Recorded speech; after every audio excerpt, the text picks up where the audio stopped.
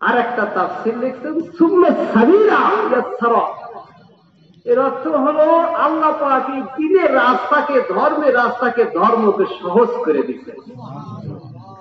এরকম অনেক মজলিস আছে যেখানে আসার জন্য অনুমতি লাগে, টিকিট লাগে, টাকাও লাগে, আছে না নাই?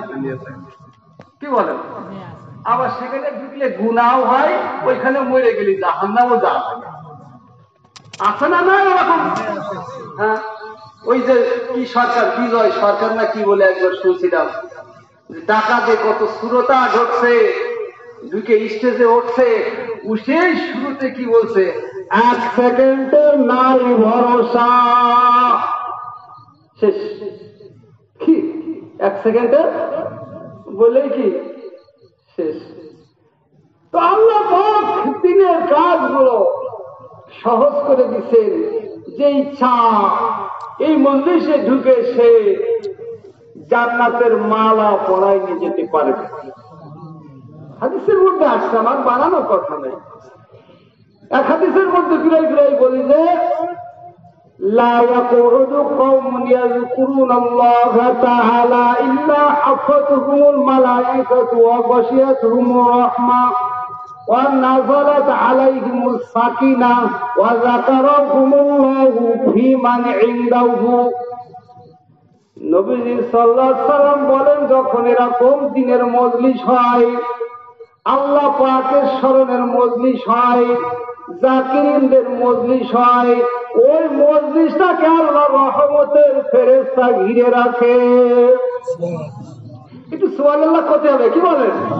সব হবে না? কত সব হবে, সময় নাই। আমি একটা হাদিস তেলাওয়াত করে তাও করিনি, সময় সংকীর্ণতার কারণে। একটু সুবহানাল্লাহ বলেন না, সব হবে ইনশাআল্লাহ। আল্লাহর নবী সাল্লাল্লাহু আলাইহি সাল্লাম বলেন, ওই মজলিসটাকে ঘিরে আল্লাহ রহমতের ফেরেশতা ঘিরে রাখে। আল্লাহ শুধু তাই নয়, লা ইয়াকুদু কওমুন ইয়াযকুরুনাল্লাহা তাআলা ইল্লা হাফাতুহুমুল মালায়েকা, আল্লাহ পাকের রহমতের চাদর দিয়ে মজলিসটারে ঢেকে দেয়। ওয়াগাশিয়াতুহুমুর রাহমা ওয়া নাযালাত আলাইহিমুস সাকিনা, আল্লাহ পাকের রহমত ওই বান্দারের উপরে আসতে থাকে। শুধু তাই নয়, আল্লাহর নবী সাল্লাল্লাহু আলাইহি সাল্লাম বলেন, আল্লাহ পাকের কিছু নৈকট্যশীল ফেরেশতা আছে, ওদের নিয়ে বলে ওয়া যাকারাল্লাহু ফী মান ইনদাহু, আল্লাহ ওদেরকে নিয়ে আলোচনা করে, দেখো আমার বান্দারে তোরা যে বানাইতে নিষেধ করছিলি, আমার বান্দাগুলো দেখ আমি মাওলার কথা কেমনে শোনে। দেখেন কেমনে সোনার মালা, কেমনে দামি মালা পরে। আল্লাহর নবী সাল্লাল্লাহু আলাইহি সাল্লাম বলেন, এরকম মজলিসে ফেরেশতারা আল্লাহ পাকের কাছে যে বলে, লম্বা আমি শেষ হাদিসটুকু বলতেছি, আল্লাহ পাকের কাছে যখন বলেন, আল্লাহ পাক তখন ক্ষমার ঘোষণা করে দেয়। দেওয়ার পরে হাদিসের শেষ অংশ, লম্বা হাদিস, হাদিসের শেষ অংশের ভাষা আল্লাহ নবী সাল্লাল্লাহু আলাইহি সাল্লাম বলেন, আল্লাহ বলেন, ইন্নী কদ গফারতু লাহুম, আমার ফেরেশতারা তো সাক্ষী থাক, আমার বান্দাগুলোকে আমি আল্লাহ ক্ষমা করে দিলাম। কি করলাম? ক্ষমা করে দিলাম। দেখেন ফেরেশতার ভাষা এবার কি, ইয়াকুলু মালাকুম মিনাল মালায়েকাতি, ওই ফেরেশতাদের মধ্যে থেকে এক ফেরেশতা বলেন, ইয়া রাব্বি, ও রব, ও মাওলা, ফীহিম ফুলানুন, আল্লাহ ওদের মধ্যে থেকে এমন এক ব্যক্তি আছে, লাইসা মিনহুম, এই দলভুক্ত নয়। ওদের মধ্যে থেকে একজন আছে, তার মানে সে ওয়াজ শোনার জন্য আসে না, এমনিতে আইছে, কোন কাজে আইছে, একটা পাই কি আইছে, কোন কাজে আইছে। লাইসা মিনহুম, ওদের মধ্যে নাই। ওই ফেরেশতা বলেন, আলী হাজাতিন, ও আল্লাহ ওরে যে ক্ষমা করে দিবা, ও তো আসছে ওর কোন প্রয়োজনে, তোমারে রাজির জন্য, তোমারে খুশির জন্য আসে নাই। কি কয়?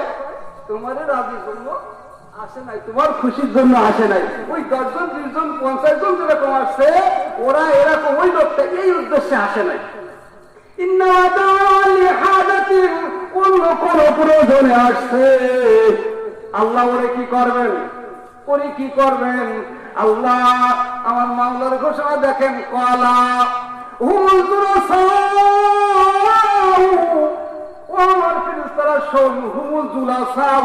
এটা এমন একটা মজলিস, এটা এমন একটা দামি মজলিস,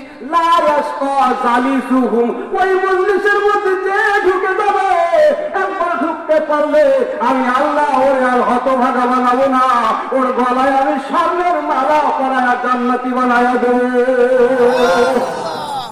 কার ঘোষণা? আল্লাহর ঘোষণা। কপাল পুরা মুসলমান আসে না না এখনো?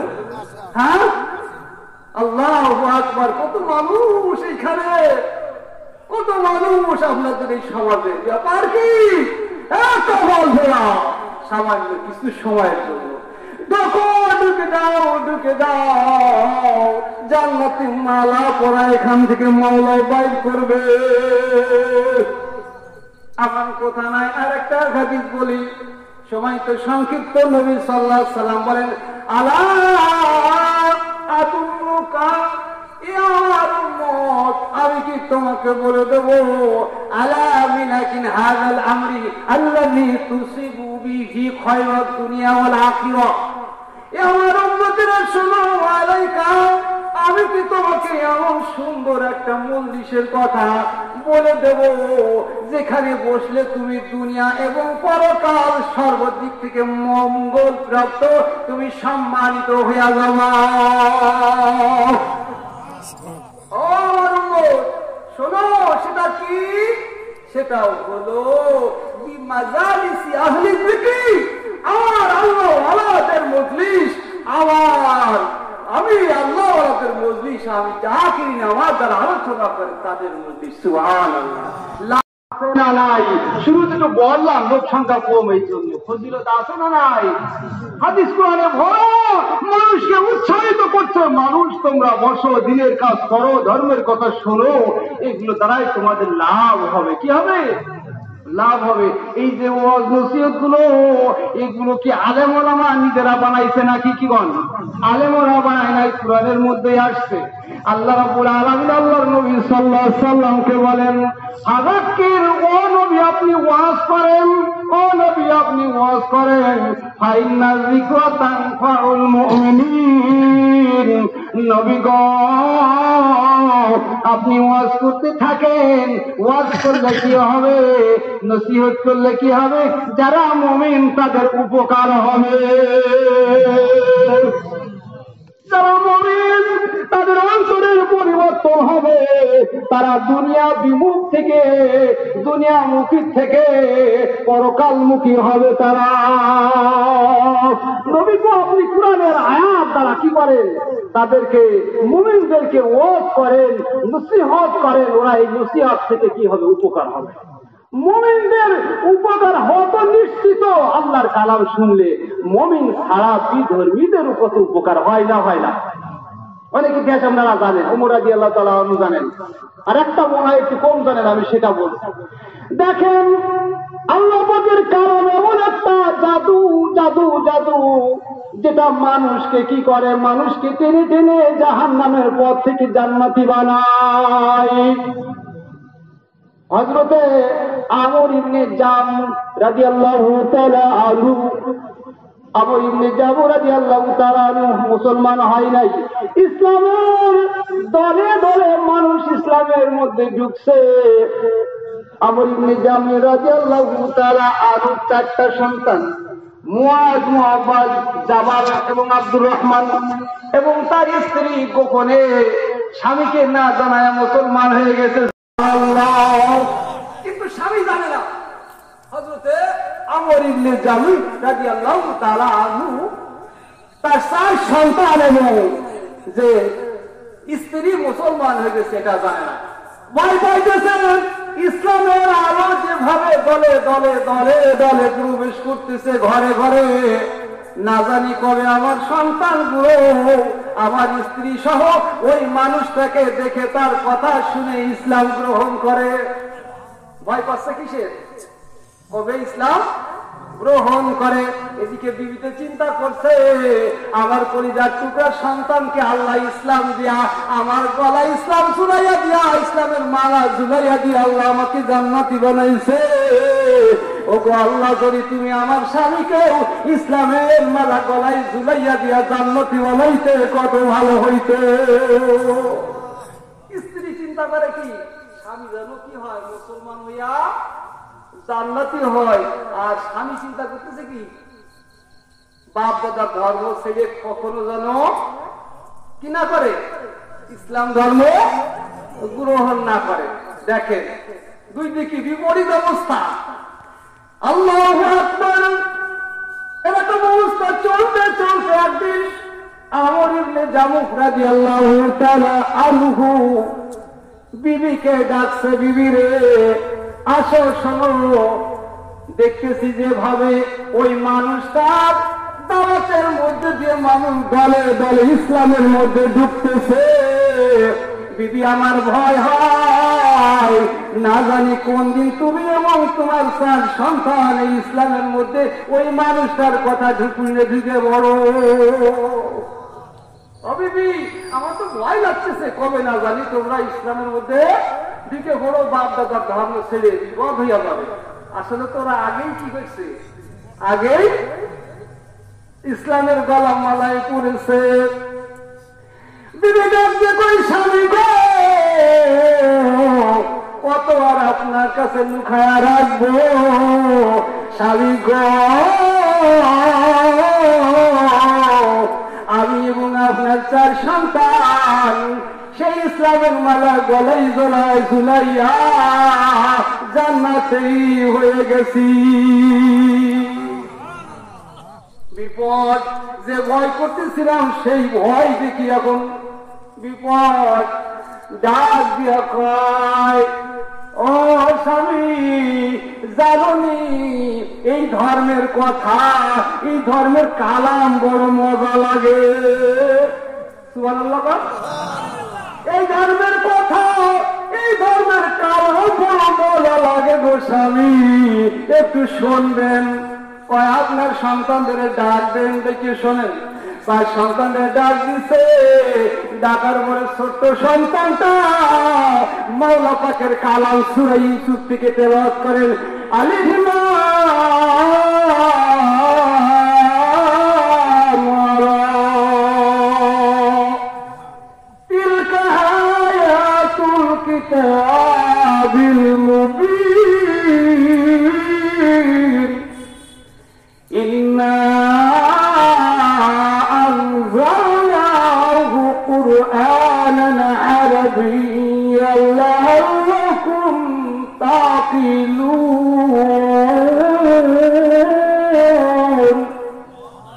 সুন্দর মিষ্টি শুনলাম আমার ইবনে জামুহ রাদিয়াল্লাহু তাআলা আনহুর সন্তান সুন্দর মিষ্টি সুরে আল্লাহ পাকের কালাম সূরা ইউসুফ তেলাওয়াত করছে। আলিফ লাম রা তিলকা আয়াতুল কিতাবিল মুবিন, এগুলো স্পষ্ট কিতাবের আয়াত। ইন্না আনজালনাহু কুরআনান আরাবিয়্যান লাআল্লাকুম তাকিলুন, আমি এটা তাকে আরবি ভাষায় কোরআন রূপে অবতীর্ণ করছি যাতে তোমরা বুঝতে পারো। আমার ইবনে জামুহ রাদিয়াল্লাহু তাআলা আল্লাহ পাকের কালাম শুনে মুগ্ধ হয়ে গেছে, মুখ থেকে খুদাই হয়ে গেছে। কত সুন্দর কালাম, কত সুন্দর মাওলা পাকের কালাম, বড় চমৎকার লাগে রে। খেয়াল করে শুনছে, এজন্য আল্লাহ পাক বলেন, ইন্না ফি যালিকা লাযিকরা লিমান কানা লাহু কলবুন আও আলকা সামা ওয়া হুয়া শাহীদ। আল্লাহ নিজেই বলতেছেন, মুসলমানের কলমের মধ্যে আজকে কালাম ঢোকে না, খেয়াল করে শোনে না, যার কারণে তারা পরিবর্তন হয়, কথা কয় না। এই কারণে তোমার ত্রুটি আল্লাহ নিজেই বলছেন। বক্তার মধ্যে থানবী রহমাতুল্লাহ আলাইহি বলেন, বক্তার মধ্যে 2টা গুণ থাকবে, কয়টা? কথা কয় না। দুইটা গুণ থাকবে যিনি বক্তা, যিনি আলোচনা করবেন। তার মধ্যে 1 নম্বর গুণ হলো রাত্রে উঠে উঠে রাত্রে উঠে উঠে মাওলার দরবারে একটু কাঁদবে। কয়জন বক্তা পাবেন শেষ রাত্রে উঠে উঠে আল্লাহর দরবারে কাঁদবে? হ্যাঁ, 1 নম্বর গুণ হলো এইটা। 2 নম্বর গুণ হলো বক্তা গোপনে গোপনে বসে বসে একটু আল্লাহ আল্লাহ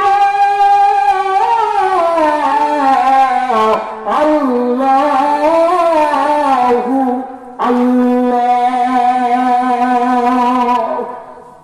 কি করবে? এভাবে মাওলাকে ডাকতে ডাকতে মাওলার সাথে তার সম্পর্ক হয়ে যাবে। ওই সম্পর্ক আরো মানুষ যখন শ্রোতাদের নিয়ে আলোচনা করবে, তার মুখের কথা মানুষের অন্তরে মধ্যে রাখবে। বক্তার 2টা গুণ, 2 আর শ্রোতাদের মধ্যে গুণ হবে যখন বক্তা আলোচনা করবে তার কথাগুলো খুব খেয়াল করে মনোযোগ সহকারে শোনা। কি বলছে বক্তাই, নাকি শুধু সুর দিয়া কিসা কাহিনী বললেই হবে? কি বললে বক্তা, কি বলতেছে, এই কথাগুলো অন্তর থেকে খেয়ালের সাথে শোনা, অন্তরের ভিতরে ঢুকানো এবং আমল করা। কয় গুণ? শ্রোতাদের কয় গুণ? মন দিয়ে খেয়াল করে কথাগুলো কি করা, শোনা। আর মায়েরা বলতেছিলাম আমর ইবনে জামু রাদিয়াল্লাহু তাআলা অন্তরের মধ্যে আল্লাহ পাকের কালাম ঢুকে গেছে। কি সুন্দর কালাম! ইসলাম গ্রহণ করে নিলেন, এমন ভাবে আমল করছে, বৃদ্ধ বয়সে পঙ্গু অবস্থায়, খুড়া অবস্থায় নবীজির কাছে আবদার করছে, ইয়া রাসূলুল্লাহ, ইয়া হাবিবাল্লাহ, আমি তো ইসলাম গ্রহণ করলাম, কতটা বছর আমি বেদিন ছিলাম, আমার মাওলার জন্য আমার এই জীবনটা দিয়ে দেব। ইয়া রাসূলুল্লাহ, আমাকে যুদ্ধে যেতে অনুমতি দেন। পঙ্গু অবস্থায় নবী কয়, 7 ছেলেরা কয়, আব্বা আপনি তো অসুস্থ, পঙ্গু অবস্থায় আপনি কেমন করে যুদ্ধে যাবেন? অনেক পিড়াপিড়ি পরে করার পরে উহুদের ময়দানে যুদ্ধে গেছে, যুদ্ধে গিয়ে আল্লাহর বান্দা শহীদ হয়ে গেছে। শহীদ হওয়ার পরে ইতিহাসে লেখছেন 40 বছর পরে বৃষ্টির পানিতে যেখানে কবর দিছে, ওই কবরটা ভেঙে গেছে, লোকজন ওইখান থেকে লাশটা সরাই আর একদিকে রাখবে।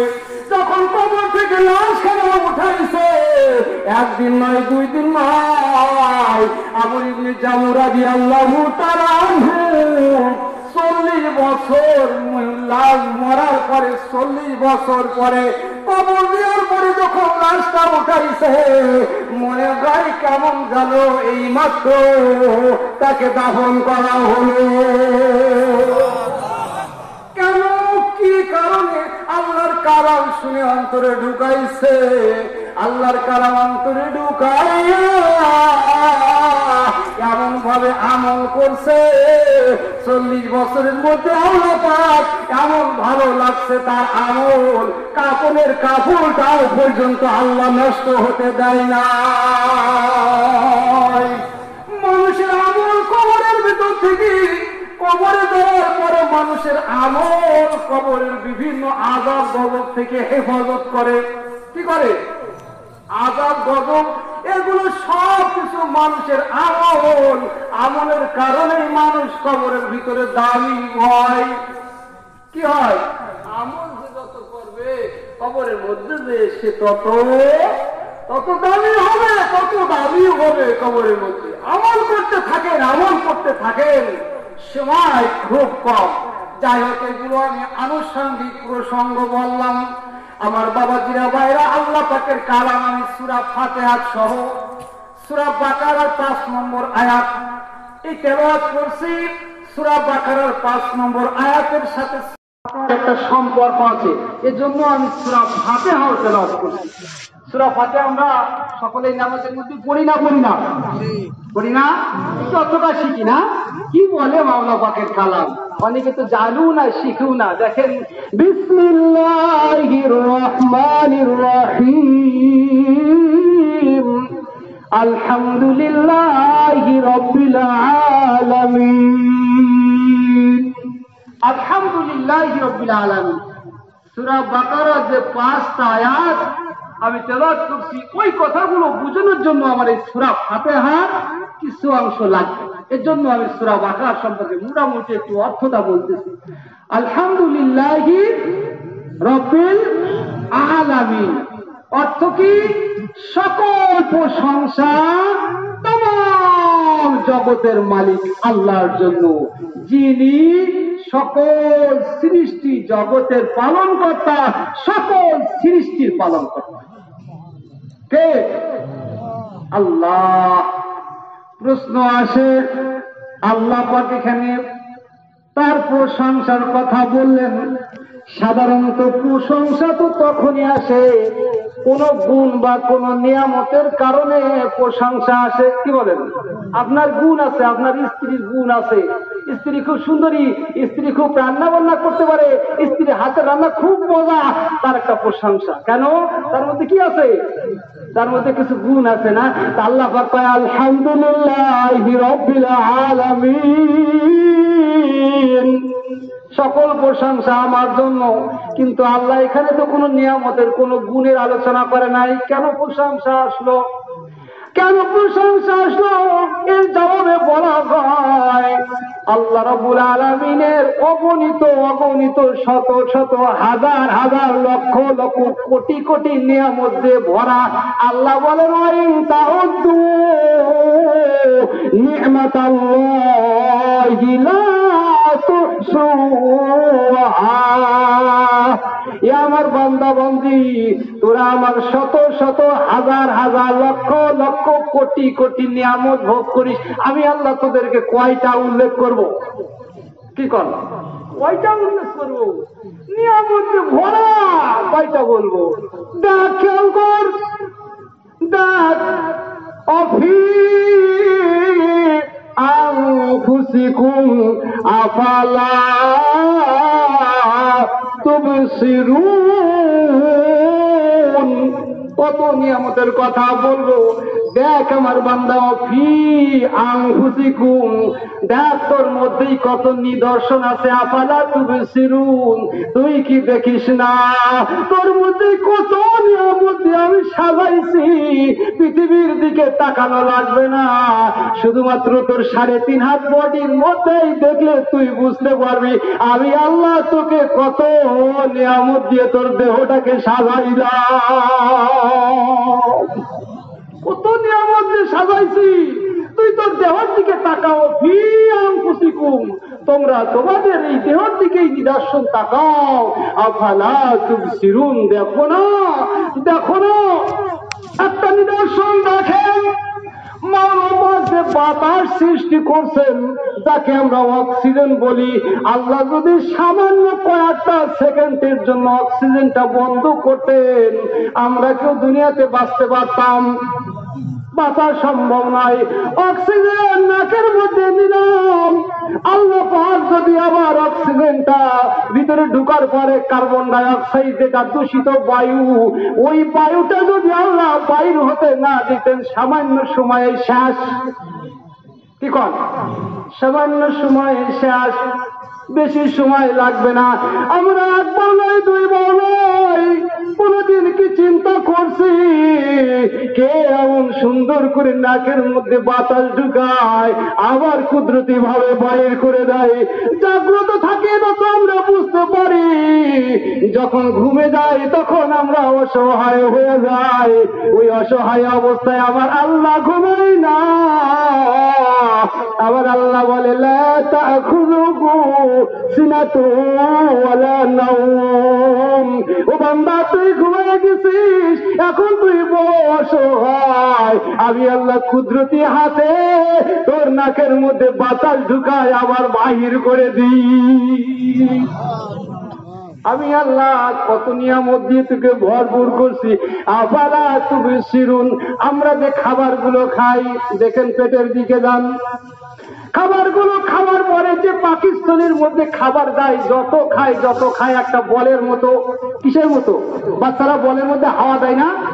হাওয়া দিয়ে দেখবেন বিলাটার সিস্টেম, যে পাকিস্তানি গুলো, এই পাকিস্তানের মধ্যে যত খানা ভরি, ওই খানা দেখবেন আরেকটা উদাহরণ দিলে বোঝা যায়।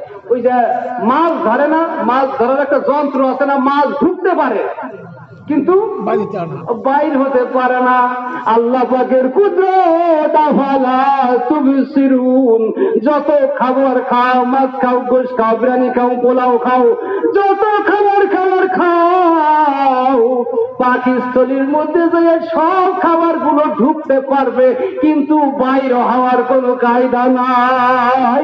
আল্লাহ যদি এমন কোন সিস্টেম হয়ে যায় কারণ যে খাবার গুলো ঢুকবে, ঢুকার পরে একটু নাড়াচাড়া করবে, যখন ঢুকুতে যাবে ওই বিলাটার থেকে খাবার বাইর হয়ে যাবে, তার মতো অসহায় দুনিয়াতে আর কেউ নাই।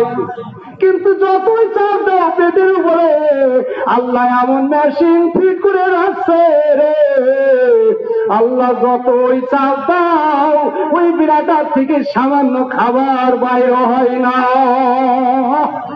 আমার মাওলা বলে আফালা তুবসিরুন, দেখো না বান্দা, তুমি এগুলো দেখো না। শুধু তাই নাই, মাওলা বলে দেখো তোমার চোখের দিকে তাকাও, দুইটা চোখ যাদের নাই ওদের দিকে যাও, তার কাছে যাও। যার দুইটা চক্ষু নাই ভুবনে, তার কাছে যে দেখবো ওর থেকে বড় অসহায় আর কেউ নাই। পৃথিবীর কোন শান্তি তার নাই যে বিবি নিজের বিবির পাশে রাখে বিবিকে দেখতে পায় না। কলিজার টুকরার সন্তান বাবা বাবা বলে ডাকে, মা মা বলে ডাকে, দেখতে পায় না। ওই মানুষটার মতো অসহায় মানুষ দুনিয়াতে আর কে আছে বলেন? কে দিছে এই নিয়ামত? আল্লাহ দিছেন। যার কানে শ্রবণ শক্তি নাই, পৃথিবীর কোথায় কি আওয়াজ হয় কিছু শোনে না, ওই মানুষটার মতো অসহায় আর কেউ নাই। আল্লাহ পাক এরকম আমাদের হাজার হাজার লক্ষ লক্ষ নিয়ামত দিয়ে আমাদেরকে এইভাবে তৈরি করতেছেন, পালছেন, ঠিক কিনা বলেন? এই জন্য এই নিয়ামতের শুকরিয়া পশুটাও করে, এই নিয়ামতের শুকরিয়া আল্লাহর জানোয়ারও করে। হায়াতুল হায়াওয়ান কিতাবের ভিতরে লেখছেন, একজন ব্যক্তি বড় জমিদার ব্যক্তি, তার বাসায় রয়েছে পঙ্গু দাসী। পঙ্গু দাসী কথাও বলতে পারে না, হাঁটতেও পারে না, নড়তেও পারে না, কোনো কাজ তার দ্বারা হয় না। একটা কুকুর পালতো। এই দুইটা জিনিস রেখে খাদেমকে বলছে, তুমি খাবার রান্না করে তাকের উপরে রেখে যাও। কোথায় রাখো? তাকের উপরে রেখে দাও, আমি কিছুক্ষণ পরে সে খানা খাবো। ওই মানুষটার যথারীতি খানা পাক করে তার খাদের অন্য জায়গায় চলে গেছে। কুকুরটা লোহার শিকলি দিয়ে বেঁধে রেখে গেছে। ইতিমধ্যে পঙ্গুটা সেও রয়েছে, দুইজনই দেখতেছে একটা বড় অজাগার সাপ এসে ওই খাবারের মধ্যে বিষ মিশাইয়া দিছে, খাবারের মধ্যে বিষ ঢুকাইয়া দিছে। পঙ্গু দাসী সেও দেখছে, মুখে তার ভাষা নাই, উঠে যে কিছু করবে তাও পারে না। অবরজন্তু কুকুর লোহার শিকলি দিয়ে বাঁধা, সেও কিছু করতে পারে না। কিছুক্ষণের মধ্যে ওই মালিক এসে খাবার খাইতে যাবে, খাবারটা পাড়তেছে, কুকুরটা ছটফট ছটফট করতে আসে, দাসীটাও ছটফট করতে আসে। কি করবো? নড়তে পারে না, কথাও বলতে পারে না। অমূল্য জন্তু কুকুরটাও কিছু বলতে পারে না। এখন শুধু শিকলি খোলার জন্য ছটফট করতেছে। মালিক মনে করতেছে মনে হয় ওর ক্ষুধা লাগছে এই জন্য করছে, কিন্তু কুকুরটাই কেমন জানো অবলা জন্তু, কেমন জানো এই কথা প্রকাশ করে, মালিক ও আমার মালিক, ও আমার মালিক, আপনার বাচ্চাদের দেয়া নষ্ট করা খাবার খাওয়ায় আমারে পালছেন, আমাকে একটু ছাড়িয়ে দেন, আপনি আমার মালিক। ওই বিষ মিশ্রিত খাবার আপনি খাইবেন না, এ খাবার খাইলে আপনি চিরদিনের জন্য শেষ হয়ে যাবেন। ও গো মালিক, আমাকে একটু ছাড়িয়া দেন, আমাকে একটু ছাড়িয়া দেন, আমি ওই খাবারটুকু নষ্ট করি, আমি খেয়ে আমার জীবনটা আপনার জন্য দিয়ে দিই। মালিক খবরদার, খবরদার ওই খাবার খাইয়েন না। যখন দেখে কুকুরটা অস্থির, মালিক অবস্থা দেখে কুকুরটাকে মনে করছে ক্ষুধা লাগছে, শিকল থেকে ছেড়ে দিছে, দেওয়ার সঙ্গে সঙ্গে ওই লাভ দিয়া যায়, এক লাভে যে খাবারটুকু খাইয়া, খাবারটা ফেলাইয়া দিয়া খাবারটুকু খাইয়া ফেলছে। খাবার ফেলাইয়া দিয়া কেমন যেন দাঁড়ায় দাঁড়ায় কয়, মালিক ও আমার মালিক, আপনার এই বাচ্চাদের দেয়া খাবার খায় আমারে পালার কারণে আপনাকে আমি বাঁচানোর জন্য শুকরিয়া তান আমি এই চেষ্টা করলাম। যে মালিক আপনার রাত দিন 24 ঘন্টা কত নিয়মিত খাওয়াইয়া, যে মালিক আপনারে পালে, ও আমার মালিক, ওই মালিক রে আপনি কেমনে ভুলে থাকে? এ বৃদ্ধ বাবাজি, আপনারা তো বৃদ্ধ হয়ে গেছেন, আপনাদের এখন মসজিদ ঠিকানা, আপনাদের এখন বাড়িতে অনেকের জায়গাও হয় না, এখন আপনারা নামাজ পড়েন, আবার আফসোস লাগে কোথায় গেল রে যুবক, এলাকার যুবক গুলো কোথায়, ওরা তো নষ্ট হয়ে যায়। এ যুবক আয় আয় আয়, আমার মাওলার রাস্তা ধর, আমার মাওলার কুরআন ধর, মাওলাই তোর দিকে চেয়ে রয়েছে, আয় আয় আমার বান্দা আয়, আমি তোকে ক্ষমা করে দেব, আমি তোকে জান্নাত দেওয়ার জন্য বানাইছি, আমার রাস্তায় আয়। আমার মাওলা ডাকতে আছে, ডাকতে আছে, দৌড় দিলেই মাওলা তাকে রহমতের কোলে উঠাই নেবে। সুবহানাল্লাহ। আলহামদুলিল্লাহ রাব্বিল আলামিন আর রহমানির রহিম। আল্লাহ অতি দয়াময়, অতি দয়াময়, অতি দয়ালু। তার মতো দয়ালু, তার মতো দয়াময় আর কেউ হতে পারে না। আমার মাওলায় বলেন, দেখো আসমান বানাইছি, জমিন বানাইছি, তোমাদেরকে এমন সুন্দর ভাবে বানাইছি, এটা আমার দয়াই করছি। কিসের দয়ায়? আমার দয়ায় তোমাদেরকে এমন সুন্দর ভাবে বানাইলাম। অতীন ওয়াজ্জাইতুন অতুরি সিনিনা ওয়া হাযাল বালাদিল আমিন লাকাদ খালাকনাল ইনসানা ফী আহসানি তাকওয়িম। আল্লাহ বলেন, অতীর 4টা কসম করছেন। কয়টা? 4টা কসম করে শেষে বলতেছেন, লাকাদ খালাকনাল ইনসানা ফী আহসানি তাকওয়িম। আমি তোমাকে সুন্দর, সবার শ্রেষ্ঠ আকৃতি দিয়ে সবার সুন্দর করে তোমারে বানাইছি। সুবহানাল্লাহ বলেন। এটা আমার কিছু, এটা তোমাদের কিছু নয়, এটা হলো আমার দয়াই আমি তোমাদেরকে এমন সুন্দর করে বানাইছি। তোমরা যদি আমার ইবাদত করো তাতে আমার কোনো লাভ নাই। কি নাই? আমার কোনো লাভ নাই। তোমরা যদি আমার নাফরমানিও করো এতেও আমার কোনো ক্ষতি নাই, লাভ নয়। সব কাদের? সব আমাদের। কাদের? সব আমাদের। রহমান আর রহিম, তার মতো দয়ালু, তার মতো দয়া মুবারকা ছিলা কেউ নাই, কেউ হতে পারে না। এত দয়ালু, এত দয়ালু। এটা উদাহরণ দিলে বলবেন, এই হায়াতুল হায়াম কিতাবে লেখছেন যে এক সময় নাকি নমরুদ শগুন পাইলে পাইলে আল্লাহকে মারতে গেছে। নাউজুবিল্লাহ। কত বড় আহাম্মক চিন্তা করতে, হ্যাঁ, আল্লাহকে মারতে যায়। আল্লাহ নাউজুবিল্লাহ, নাউজুবিল্লাহ। সকল পেলে আমরা সিস্টেম করতে আর কি, এরকম খাবার দেবে না, দেখছে বিভিন্ন সিস্টেম। কি ছুটছে? তীর লাগাইছে, সত্য মিথ্যা জানি না। আল্লাহ নাকি একটা ইলিশ মাছ জগইতে নাকি ওই তীরে কি করছে, লাগাই দিছে। ইব্রাহিম দেখ তোর খোদারে মুগিয়ে ফেলাইছি। নাউজুবিল্লাহ। মানে ব্রেন, যারা নাফরমানি হয় ওদের ব্রেন থেকে আউট। কি থাকে? ওরা কিছু বোঝে, ভালো মন্দ বোঝে না। বড় শিক্ষিত, বড় শিক্ষিত, সব বোঝে, জ্ঞানী এনে বা দিয়ে বা সম্পদে আবার নিজ হাতে মাটির তৈরি বানাইয়া মাটির তৈরি সেই মূর্তির সামনে কি করে চেষ্টা করে, কি করে না? এমন চিন্তা করতেছে না যে আমি কারো ক্ষুদা মানলাম, কারো ক্ষুদা মানছি। যে কটার সামনে আমাদের দেশে আছে, আপনাদের দেশে দেখি না তো, ওই মাটির তৈরি মূর্তি বানায়া দুধ দেয়, কলা দেয়, তারপরে বিভিন্ন খাবার দেয়, দেড় খা। কারে খাতি কয়? হ্যাঁ, মূর্তিরে খাইতে কয়। মূর্তির সামনে থেকে কি খায়? মাছিতে খায়, পোকায় খায়। ওই খোদা কইতেও বলবে আমারে দুধ দিছে, কলা দিছে, খাবার দিছে, খবরদার যদি তুই একটু খাই চলে কিন্তু মাইয়া ফলাবো। কথা কয় না, এই কইতে পারে না?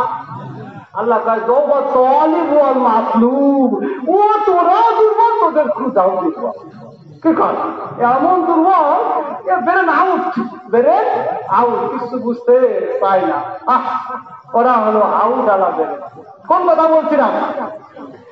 ওই নমরুদ যে কয় তোর খোদারে আমি মেরে ফেলছি, আল্লাহ এমন দয়ালু, আল্লাহ আমি আর আপনি হইলে নমরুদকে কি করতাম? গুলি করে শেষ করে দিতাম না? কি কর আল্লাহ কয় নমরুদ আমার হাতে সব ক্ষমতা, আমি তোর রুজিও বন্ধ করে দিতে পারতাম, তোর পোষা পায়খানা বন্ধ করে তোর শেষ করে দিতে পারতাম, কিন্তু আমার আল্লাহ এত দয়ালু, আমার আল্লাহ সয়া আছে, আমার নাফরমানি করবে পরও দেখি সে আমার আল্লাহ কয়ে ডাক দেয় কিনা। আমার আল্লাহ সয়া রয়েছে বড় দয়ালু, মোবালাগা বলছিলাম, অধিক দয়ালু, অতি দয়ালু। আমার আল্লাহর মতো দয়ালু আর কেউ নাই। একটা উদাহরণ দিলে বলবেন এই যে আমরা আমলগুলো করি, যারা পাপিষ্ঠ আল্লাহ ব্যতীত আরো 4 ভাবে আল্লাহ আমল নামা সংরক্ষণ করছেন। কয়ভাবে? 4 ভাবে কোরআনের মধ্যে আল্লাহ উল্লেখ করছেন। ওই যে সুবহানাল মুশরিক যে আমল করতেছে, ওই অপরাধীরা মনে করতেছে কেউ দেখে না, না, ওগুলো আমল নামায় লেখা হচ্ছে। কি হচ্ছে? আমল নামায় লেখা হচ্ছে। মনে করে গোপনে গোপনে করি, কেউ যেন দেখে না। আল্লাহ কয় 1 নম্বর ওই যা সুহুফু নুশিরাত, তোমার এটা কিতাবে লেখা হচ্ছে, এটা খোলা হবে একদিন, এটা একদিন খোলা হবে। ইয়াউমাইযিন তুহাদ্দিসু আখবারাহা, তুমি যেইখানে বসে বসে তুমি গুনাহ করো, ওইখানে তোমাকে কেউ দেখে না, কিন্তু জমিন সাক্ষী আছে, জমিন কিয়ামতের ময়দানে সাক্ষী দেবে। কয়টা হলো? 2টা।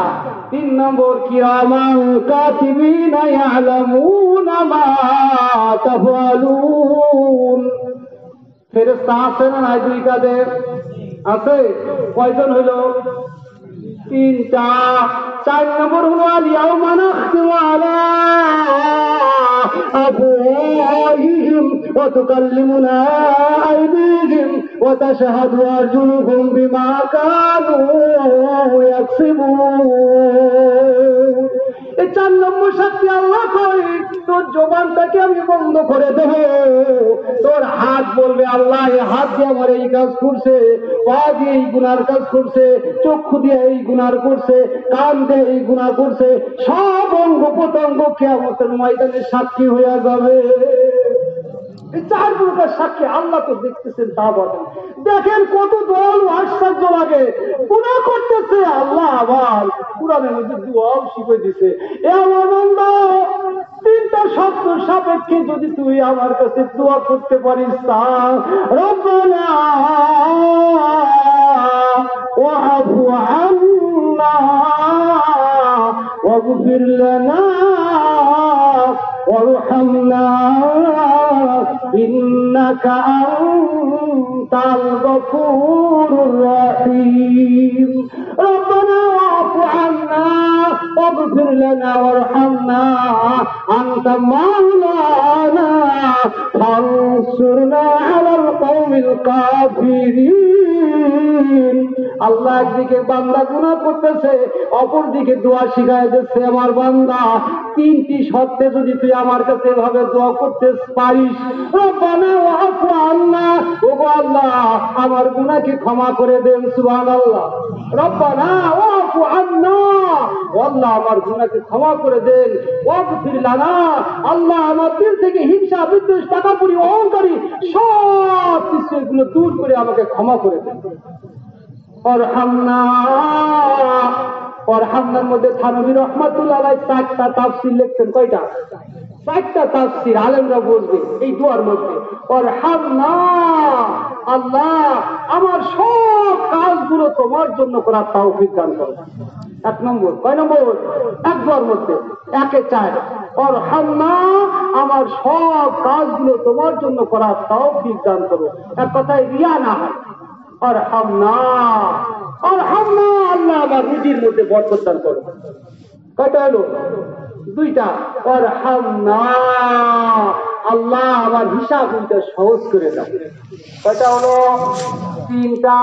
আর একটাও হলো আরহামনা, আল্লাহ আমাকে তুমি বিনা হিসেবে জান্নাতে দিয়ে দাও। একের মধ্যে খুব সুন্দর দোয়া। এই কথা নিয়ে বলতেছিলাম, আল্লাহর কাছে যখন 3টা সত্য সাপেক্ষে গুনাহকে ছেড়ে দিয়ে আর করবে না এই কথা বলে যখন চোখের পানি ছেড়ে আল্লাহর দরবারে ক্রন্দন করতে থাকবে, আল্লাহ কয় আমার বান্দা আমি আল্লাহ থেকে ক্ষমা করে দিলাম তো দিলাম। আমি যেই ফেরেশতারা তোর সাক্ষী ছিল কিয়ামতের ময়দানে বলবে এই তুই আমার গুনাহ করছিলি, না না তোর গুনাহকে আমি নেকিতে পরিবর্তন করে দিয়ে আমি ওই ফেরেশতার বেরেন থেকেও তোর সেই অন্যায়টা ভুলাইয়া দেব, যাতে কিয়ামতের ময়দানে তোরে ওই ফেরেশতা অপমান না করতে পারে। এমন দয়ালু, এমন দয়ালু। এই দয়ালুকে ভুলা যায়? বলেন, এই দয়ালুকে ভুলা যায়? এই দয়ালুরে ভুলা যায় না। কেমনে ভুলে থাকি, কেমনে ভুলে থাকি? ওই কবরে গেলে কিন্তু এই দয়ালু মাওলারই লাগবে, ঠিক না বলেন? এই জন্য যারা এই মাওলার দিকে খেয়াল করে, এই দয়ালুর দিকে খেয়াল করে, ওরাই গজল কয়। কি গজল কয়? আদর কো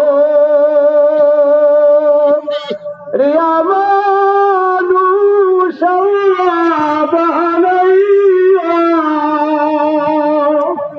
কেমনে দিব জাহান্নামে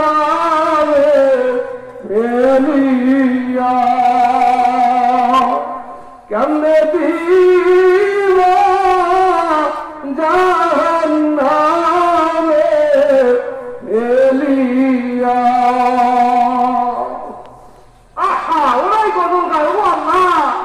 আদর করে বানাইছো জাহান্নামের মধ্যে কেমনে ঢুকাইবা? মুহাব্বত নিয়ে গজল বলে। গজলটা সামনে আরো আছে, সময় অতি সংক্ষিপ্ত, তাও তো বলতেছি। তাফসীর করতে গেলে আসলে এত সুন্দর সুন্দর লেকচার সূরা ফাতিহার খুব মজা পাই আমি পড়ে পড়ে।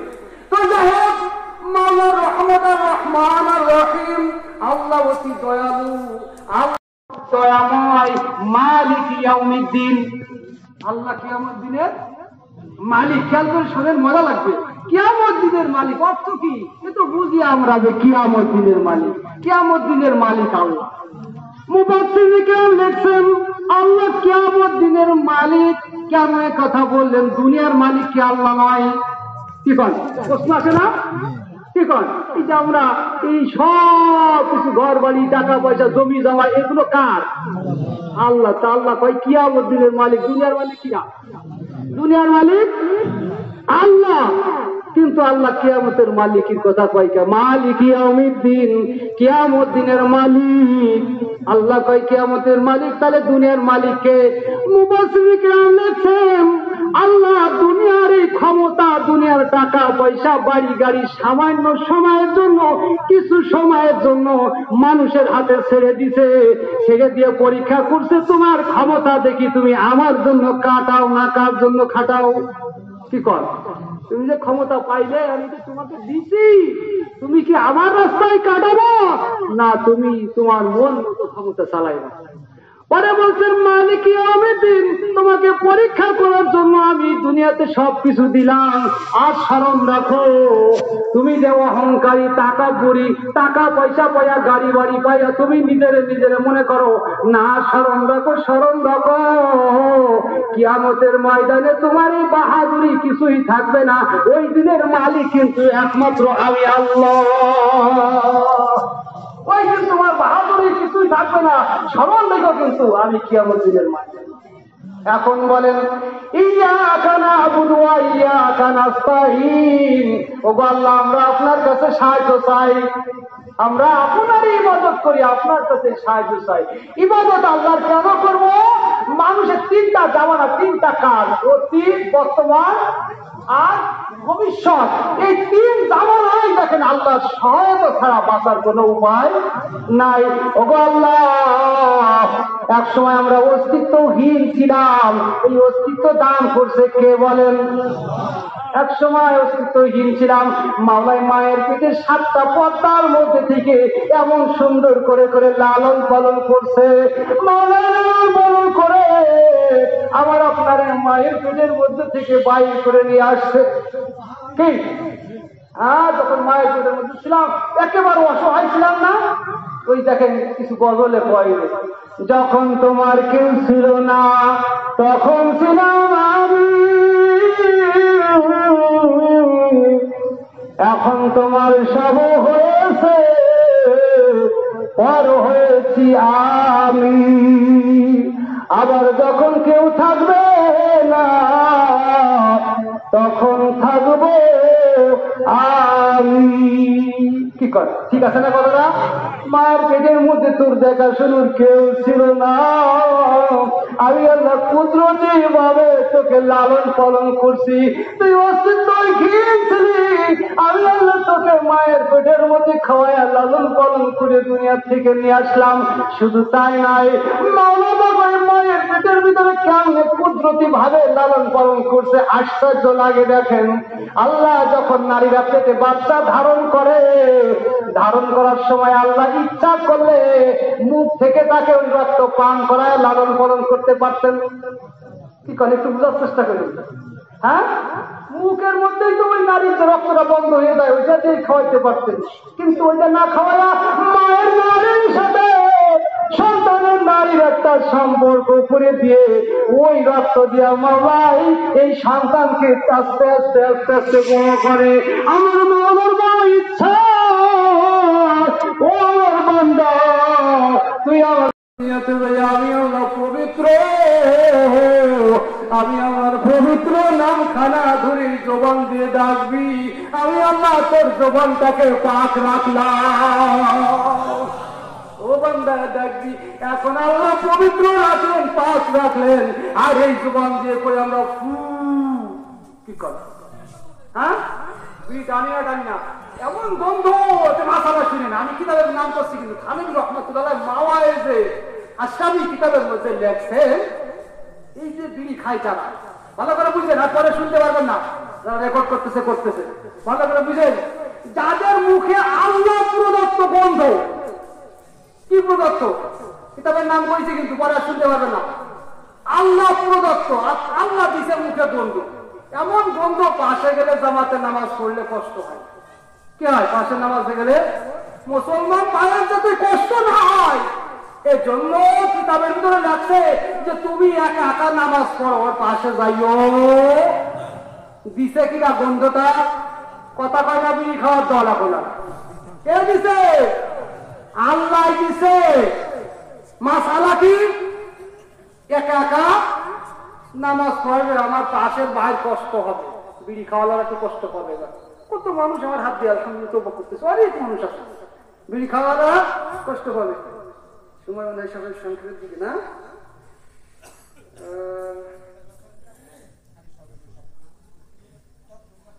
আল্লাহ কর্তৃপক্ষের নিয়মটা এর মধ্যে বরকত, ঠিক না? ঠিক আছে, এর মধ্যে বরকত, কমিটি কর্তৃপক্ষ যেটা আছে এর মধ্যে বরকত থাকে। তো আল্লাহ প্রদত্ত এই গন্ধের কারণে জামাতে নামাজ না পড়ে একা একা পড়বে, আর যারা আমরা ইচ্ছা করি মুখে দুর্গন্ধ বাঁধায়, এমন দুর্গন্ধ আমার কাছে মনে হয় যে একটা ঢুসিয়ে দিত তাও ভালো লাগতো, কিন্তু পাশে গেলে আমার তার থেকে আর কষ্ট হয়। আর এত দুর্গন্ধ, পোশাক কাপড় চুপড় হাত মুসাফা করার মাঝে মাঝে পরে আমি বিশ্রী গন্ধ সহ্য করা হয় না, মুসাফা করলেও কষ্ট লাগে, পরে গন্ধ থাকে, তার পোশাক আদি সব কিছু গন্ধ হয়ে যায়। এর জন্য আমরা একটা টাকা যে বিড়ি খাই, কিতাবের করলে একটা কাচিম খাওয়ার গুণা হয়। কি হয়? একটা বিড়ি সিগারেট খাইলে একটা কাচ্চিম খাওয়ার কি হয়? গুনাহ হয়। এই টাকা দিছে কিনা পরে আয়াতে আসতেছে, আমি যে আয়াত তেলাওয়াত করব জানাবো জন্য। এই অর্থ দিছে কে? অবিমা রাযাকনাকুম, আমি আল্লাহ তোমাদেরকে রিজিক দিছি। এই যে ফুক হয়ে টান দিয়ে, এটা তোমার বাবার টাকা না, এটা দিছে কিনা?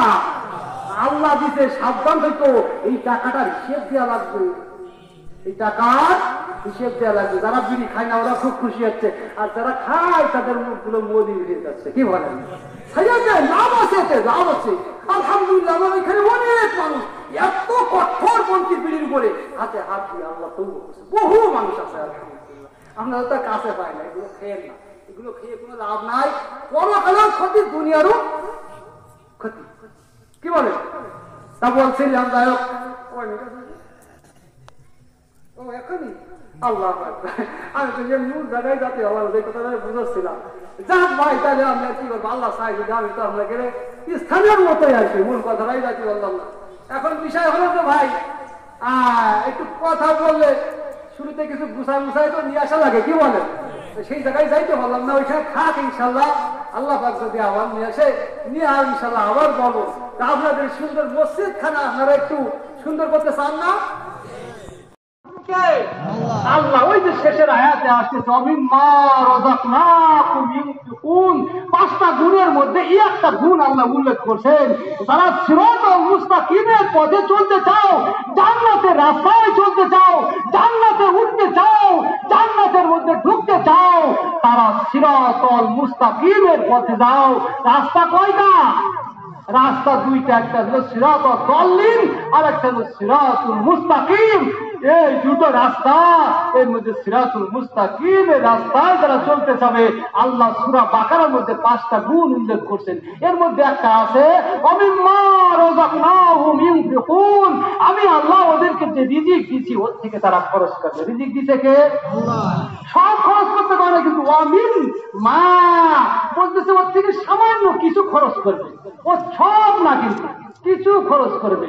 এখন আমরা কি চাই না যে আল্লাহ রাস্তায় খরচ করতে? কি বলেন আমার ভাইয়েরা? আল্লাহর কাছে এই গুণটা কিন্তু অত্যন্ত পছন্দনীয়, আল্লাহর কাছে অতি প্রিয়। আল্লাহর কাছে অতি প্রিয় একটা ঘটনা বলে ইনশাআল্লাহ কথাটা বলি। দান করা এটা আল্লাহর কাছে অত্যন্ত প্রিয়। আপনারা আব্দুল্লাহ ইবনে মুবারক রাহমাতুল্লাহ নাম শুনতেন না? বাগদাদের মধ্যে বড় আল্লাহর ওলি, বড় আলেম। একদিন বাইতুল্লাহ শরীফে যে হজ করার পরে হেরেম শরীফের মধ্যে কিছুক্ষণ ঘুমাইছে। ঘুমানোর পরে দেখে আসমান থেকে 2জন ফেরেশতা তার কাছে চলে আসছে। 2জন ফেরেশতা আসিয়া একজন বলতেছে, ভাই বলো তো এই বছর কত হজ যাত্রী হজ করতে আসছে? এক ফেরেশতা যখন প্রশ্ন করছে, আর এক ফেরেশতা বলে এই বছর 6 লক্ষ হজ করতে আসছে। বলে কয়জনের হজ কবুল হয়েছে? কয় একজনেরও না। কি কয়? কয় একজনেরও হজ কবুল হয় নাই। আব্দুল্লাহ ইবনে মুবারক রাহমাতুল্লাহ আলাইহি ঘুমের মধ্যে প্রশ্ন করতেছে, বড় দুঃখের বিষয়, পৃথিবীর আনাচে কানাচে থেকে কত কষ্ট করে করে, কত পরিশ্রম করে মানুষগুলো ভাবে আসলো, কিন্তু একটা মানুষেরও হজ কবুল হয় না। এটা বড় দুঃখের বিষয়। কিছুক্ষণ পরে ওই 2 ফেরেশতার মধ্যে এক ফেরেশতা আবার বলে, শোনো, দামেশকে আলী ইবনে মুআফিক রাহমাতুল্লাহ আলাইহি একজন ব্যক্তি আছে যে চামড়ার জুতা সেলাই করে, ওই মানুষটাও হজে আসে নাই, কিন্তু ওর হজ আল্লাহ কবুল করছে, আর ওর কারণে আল্লাহ 6 লক্ষ হজ যাত্রী হজ কবুল করে নিছে। হজে উপস্থিত হয় যায়, হজে ঠিক আছে কবুল করে নিছে, আবার তার কারণে 6 লক্ষ হজ যাত্রী হজ কবুল হয়ে গেছে। এমন মানুষ কিন্তু দেখতে মন চায় না, চায় না। স্বপ্নের মধ্যে জেনে নিছে দামেশকে কোন জায়গায় তার ঠিকানা। আব্দুল্লাহ ইবনে মুবারক রাহমাতুল্লাহ আলাইহি ওইখান থেকে আসার পরে, হজ থেকে আসার পরে দামেশকে যে খুঁজতে খুঁজতে সন্ধান করতে করতে ওই ব্যক্তি যে চামড়া জুতা সেলাই করে ওই লোকের বাড়িতে উপস্থিত হয়েছে। ডাক দিয়ে আমার ভাই গো, তোমার নাম কি আলী ইবনে মুআফিক? বলে জি হুজুর। বলে তুমি কি জুতার সেলাই কাজ করো? বলে হ্যাঁ। বলে তোমার রহস্য একটু বলো। আমি আব্দুল্লাহ ইবনে মুবারক আসছি, তোমার রহস্য একটু বলো, কি আমল তুমি করো, কি আমল তুমি করছো একটু বলো। বলে হুজুর আমি হলো একটা গরিব মানুষ, জুতা সেলাইয়ের কাজ করি। আজ 30 বছর ধরে আমি কিছু হজে যাওয়ার জন্য আল্লাহর নবীর রওজায় যাব। আমার মাওলার বাইতুল্লাহ শরীফ কোনোদিন দেখি নাই যে বাইতুল্লাহ শরীফের দিকে ফিরে ফিরে আমি নামাজ পড়ছি। আমার সোনার নবীকে দেখি নাই। আমার সোনার নবীর রওজায় যাব আমি। এজন্য 30 বছর ধরে কিছু কিছু টাকা সংগ্রহ করে 3,000 দিরহাম আমি সংগ্রহ করে রাখছি। হুজুর গো, আমি এবার হজে যাওয়ার পরিকল্পনা করছি, এবার হজে যাব। আমার স্ত্রী গর্ভবতী, একদিন পাশের বাড়ি থেকে এরকম ভাবে ঘ্রাণ আলা গোষ্ঠের ঘ্রাণ আসলো। আমার স্ত্রী গর্ভবতী বারবার আমাকে একটু পিড়াপিড়ি করতে লাগলো, স্বামী গো পাশের ঘর থেকে একটু এক টুকরা গোশ আনেন, আমার খুব খাইতে ইচ্ছা করে। নারীদের নাকি এরকম একটা স্বভাব আছে মনে হয়, যখন বাচ্চা পেতে আসে তেঁতুল খায়, এটা খায়, ওটা খায়, আমি জানি না কি বলেন, এরকম হয় না? কিছু কিছু খাইতে লাগে। বাড়ি থেকে যখন ঘ্রাণ আসতেছে, ঘ্রাণ আসার পরে তখন অনেক অনুনয় করার পরে স্বামী বাধ্য হয়ে গভীর রাত্র 12টা-1টা বাজে ওই সময় যে বলছে, ও ঘরের গৃহিণী, আমাকে এক টুকরা গোশ দাও, আমাকে এক টুকরা গোশ দাও। চোখের পানি ছেড়ে দিয়ে মহিলাটা বলতেছে, ভাইজান গো, এই গোশ আপনাদের জন্য হারাম, আমাদের জন্য হালাল। তখন একটা প্রশ্ন, আশ্চর্য লাগতেছে, রহস্য কি? একই মানুষ, আমার জন্য হারাম, আমাদের জন্য হারাম, তার জন্য হালাল। ও বোন গো, তোমার রহস্য বলো, তোমার রহস্য বলো, কি হয়েছে তোমার? বলে, ভাই গো, এই এতিম সন্তান, ওর বাবা মারা গেছে, সন্তানগুলো আজ একটা সপ্তাহ কিছুই খাবার দিতে পারি না, আনাচে কানাচে ঘুরে ঘুরে কোনো খাবারের সন্ধান মেলে নাই। শেষ পর্যন্ত একটা মরা গরুর থেকে আমি কিছু গোস্ত কেটে নিয়ে আসি, তাই সিদ্ধ করছে, ওদেরকে খাওয়াবো। ভাই গো, এতিম সন্তানগুলো একটা সপ্তাহ তাদের মুখে খাবার দিতে পারে নাই। এই কথা বলার সঙ্গে সঙ্গে আল্লাহর ওই বান্দা আলী ইবনে মুআবিদ রাহমাতুল্লাহ আলাইহি চোখের পানি ছেড়ে দিয়ে দৌড়ায় যে বাড়িতে চলে গেছে। বাড়িতে যায় 3,000 দিরহাম যে 30 বছর ধরে সংগ্রহ করছিল, ওই দিরহাম গুলো নিয়ে বন্ডার হাতে দিয়ে কয়, বন্ধু, এই দিরহাম গুলো নাও, তোমার এতিম সন্তানদের তুমি লালন পালন করো। ও বোন, এটাই হলো আমার বড় হাল। আব্দুল্লাহ ইবনে মুবারক রাহমাতুল্লাহ আবার বলে, ভাই গো, এই কারণে আল্লাহ পাক তোমার হজ কবুল করে, এই 6 লক্ষ হজ যাত্রীও হজ কবুল করে নিছে। আব্দুল্লাহ ইবনে মুবারক রাহমাতুল্লাহ আলাইহি বলেন, এ হজ যাত্রীরা, তোমরা শোনো, যারা তোমরা একবার হজ করছো, মাওলার ফরজ কাজ একবার আদায় করতে পারছো, তোমাদের জন্য জরুরি হলো কোথায় গরিব আছে, কোথায় মিসকিন আছে, কোথায় অসহায় মানুষ আছে, দ্বিতীয়বার হজের থেকে এই সমস্ত অসহায় মানুষের সাহায্য করা ওই হজের থেকে আরো বেশি সওয়াব। এদেরকে দান করো। দানশীলতা অত্যন্ত পছন্দের আল্লাহর কাছে। আল্লাহ নবী সাল্লাল্লাহু আলাইহি সাল্লাম বলেন, আস-সাকিয়ু করিবুল্লাহ, আস-সাকিয়ু করিবুম মিনাল্লাহ, দানশীল আল্লাহর অতি নিকটে, সুবহানাল্লাহ। ওয়াবাইদুম মিনান নার, জাহান্নাম থেকে অতি দূরে, অতি দূরে। আল্লাহ নবী সাল্লাল্লাহু আলাইহি সাল্লাম বলেন, মান বানা লিল্লাহি মাসজিদান বানাল্লাহু লাহু বাইতান ফিল জান্নাহ। এই হাদিসের দিকে আমার খেয়াল পড়লে মনে হয়, এই হাদিসের উপরে যারা আমল করে আল্লাহ পাক ওদেরকে আর জাহান্নামে জ্বালাবে না। কেন জানেন? মান বানা লিল্লাহি মাসজিদান, যে ব্যক্তি মসজিদের কাজে সহযোগিতা করবে, বানাল্লাহু লাহু বাইতান ফিল জান্নাহ, আল্লাহ তাকে জান্নাতে ঘর বানায় দেয়। সুবহানাল্লাহ। জান্নাতের আলোচনা তো করতে পারলাম না, বলবো কি জান্নাতের কি নিয়ামত আল্লাহ জান্নাতে বানায় রাখছে। এই জান্নাতে যখন ঘর বানায়ই রাখবে, তখন কি আপনাকে আর জাহান্নামে আল্লাহ দেবে? দেবে না। এই জন্য আমার ভাইরা, আমি আপনাদের কাছে দরখাস্ত করবো, এখানে তো ধনী এলাকা, চৌকিদার বলে 2 লক্ষ টাকার উপরে নগদ করছে, আপনাদের 5 লক্ষ টাকা ওটা লাগবে ইনশাল্লাহ। কি রাজি আছেন ইনশাল্লাহ? আছেন ইনশাল্লাহ? না তাকবীর, হাত টাকা না তাকবীর। আয় আল্লাহ, সর্বপ্রথম আমি 4টা লোক দেখতে চাই যে নগদে বাকি দরকার নাই, 50,000 টাকা করে আল্লাহ আমি দান করবো। ও মালিক, আপনার সর্বপ্রথম 4টা লোক দেখতে চাই নগদে। হুজুর, আমার মায়ের জন্য 25,000, বাবার জন্য 25,000। মা বাবার আলোচনা করতে চাইলাম, সময় নাই। আহা, কতদিন মারে দেখি না, কতদিন বাবারে দেখি না। মাইকের আওয়াজ মায়ের কবরের পাশে যায়, বাবার কাছে যায়। সর্বপ্রথম কোন সৌভাগ্যবান মানুষ আল্লাহর ঘরের জন্য, আল্লাহর ঘরখানা সুন্দর হওয়ার দরকার। আজকে মন্দির, বিভিন্ন গির্জা ওরা সৌন্দর্য করতেছে, আল্লাহর ঘরখানার সৌন্দর্য করা লাগে না, লাগে না বলে?